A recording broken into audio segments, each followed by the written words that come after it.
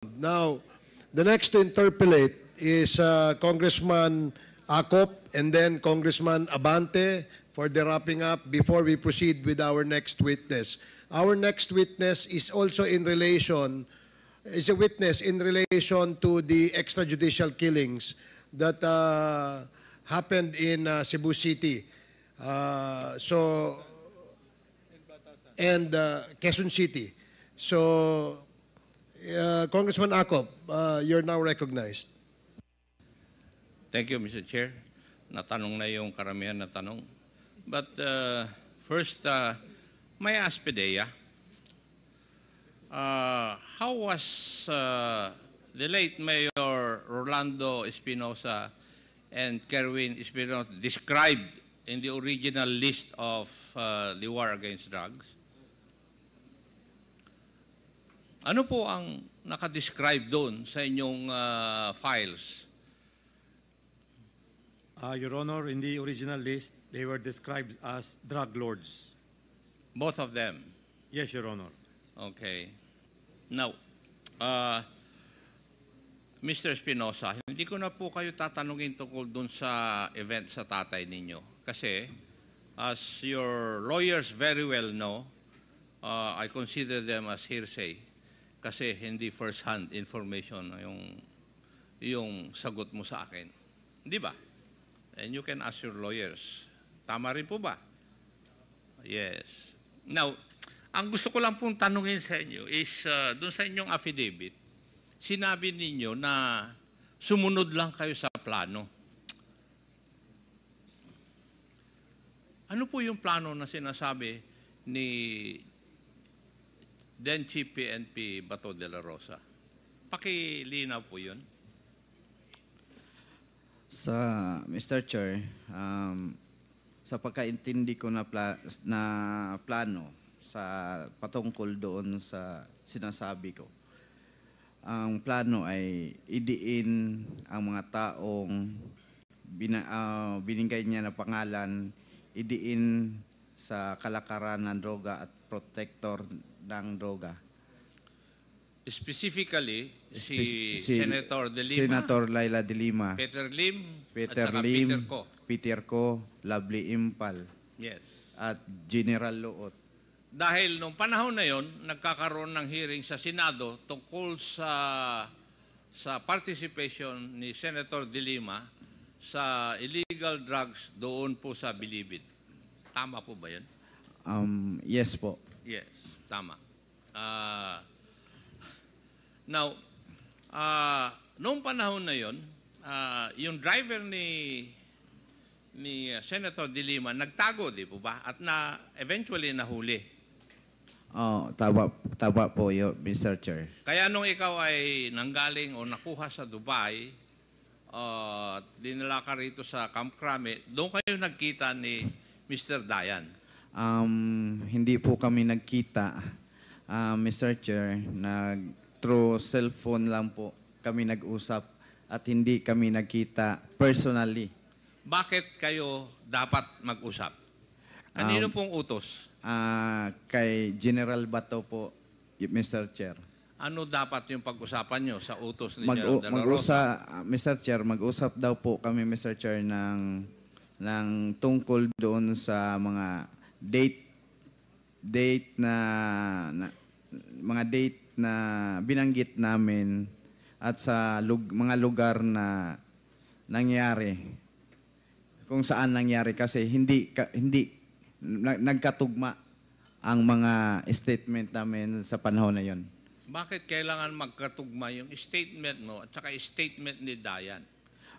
Para siguro, Mr. Chair, na paniwala ang isang senaryo. Kasi kayo po ay resource person dun sa Senate hearing? Yes po, Mr. Chair. Okay. Anyway, alam mo naman siguro habang ikaw ay nandun sa Abu Dhabi na merong sinabi si President Duterte na based on reports during that time, shoot them if late Mayor son resist arrest.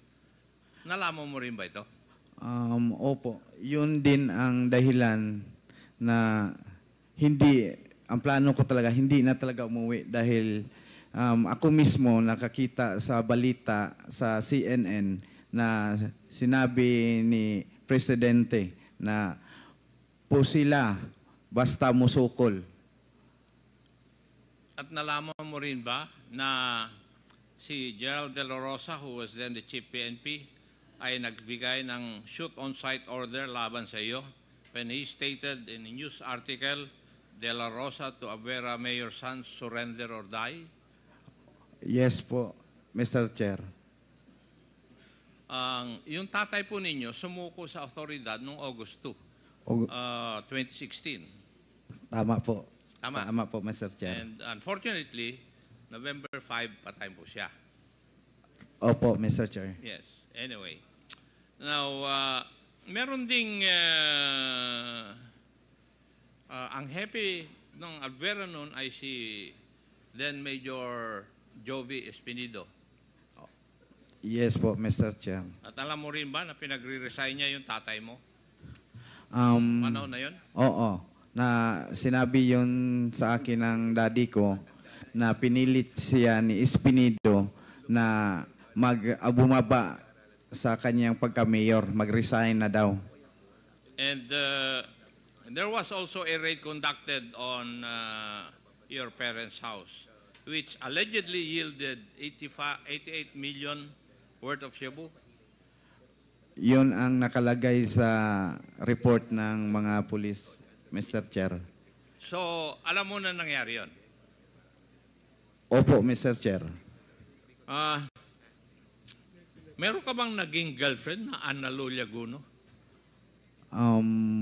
Naging asawa ko po yun si Ana Lolia Gono po, Mr. Chair, nung ako ay na-detain sa Cebu City Jail. Po. Naging asawa mo nung ikaw ay na-detain?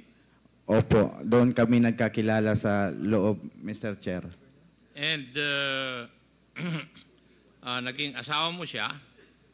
Ano naman ang kaugnayan yung dalawa kay Jeffrey alias Jaguar Diaz na isang drug lord din who was allegedly killed in Las Piñas?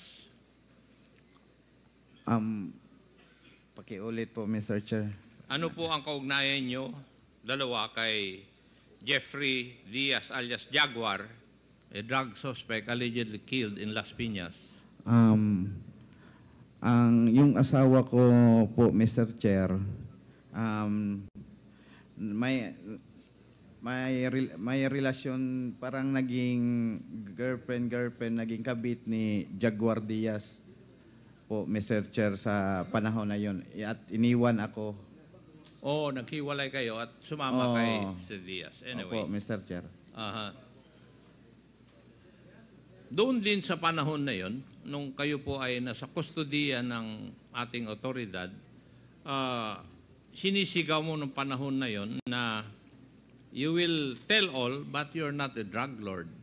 Pero doon sa listahan ng original list ng Drug Watch, ang description po sa inyo ay kasama sa drug lord. Kaya una kong tinanong yung PDEA kung ano ang meron o saan ka naka-categorize kayo mag-ama.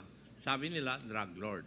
So, pero nung ikaw ay nandito na sa ating bansa, you were shouting to heaven na sasabihin mo ang lahat, pero hindi ka drug lord. Yun ang pinagsisigaw mo eh. Tama po ba? Opo, Mr. Chair. Hindi po ako drug lord. Sigurado ka ron? Opo, Mr. Chair. Ano kaya ang dahilan bakit nakalista ka na drug lord doon sa original list ng war on drugs? Hindi ko alam, Mr. Chair, o baka may gustong ma-promote at sa politika din na hindi po ako drug lord. Hindi po ako drug lord. Para sabihin ko sa taong bayan, hindi ako drug lord. Pero naging isang adik-adik ako. Naging drug user ako. 22 years ago. Naging drug addict po ako. Pero hindi po ako drug lord. yung mga statements mo doon sa Senado during the hearing, binawi mo lahat maliban sa isa. Yes po, Mr. Chair. Ang hindi mo, binawi mo lahat yung sinabi tungkol kay Senator De Lima, di ba? Opo, Mr. Chair. Maliban lang sa isa na statement mo, yung statement mo na paghihingi ni Colonel Marcos ng 3 million, yun ang hindi mo binawi eh. Tama? Tama po, Mr. Chair. At nakalista rito kung paano ang paraan, paano hiningi at paano ibinigay yung pera ng tatay mo kay Colonel Marcos. Tama po, Mr. Chair. Yes. Thank you. Now, may I know why Colonel Marcos is not around?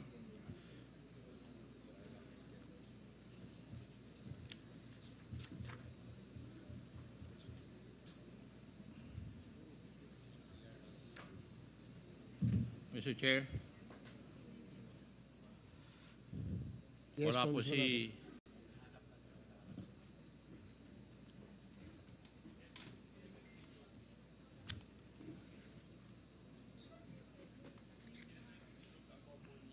While waiting for the if I may Yes. just ask a short question kay Yes, kay Mr. Chair. Kerwin.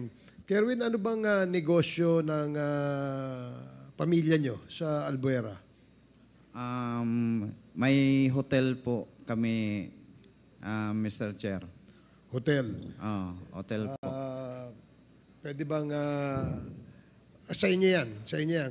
Kayo may-ari mismo ng hotel? O may Opo. pamilya nyo lang? O may Pamilya, mga kasosyo pamilya. kayo? Pamilya namin po. Pamilya lang. Sige.